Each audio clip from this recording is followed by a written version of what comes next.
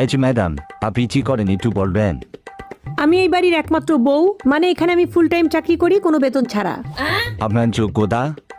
আমার ভোর 5টা থেকে কাজ শুরু হয়, রান্না করা, ঘরবাড়ি সামলানো, ধোয়া মোছা। তারপরে রাত 11টার পরে সবার যখন খাওয়া দাওয়া শেষ হয় তখন আমার কাজ শেষ হয়। তো এতদিনের কাজের অভিজ্ঞতা বলুন। 22টা বছর ধরে 24 ঘন্টা সবার সেবা করা, কোনো ছুটি নাই, কোনো বেতন নাই, কোনো অসুস্থতা নাই, আর সবার একই ডায়লগ, সারাদিন তুমি কি করো? তাহলে আপনার স্যালারি কত? সারাদিন শাশুড়ি ভুল ধরতেই থাকে, ননদের অভিমান লেগেই থাকে, আর স্বামী আমার উপর বিরক্ত। এটাই আমার স্যালারি। এতদিন আপনার প্রমোশন কি হয়েছে?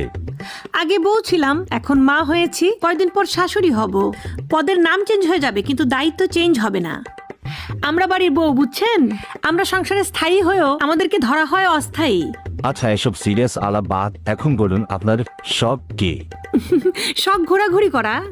ও আচ্ছা, তাহলে এ পর্যন্ত কোথায় কোথায় কোথায়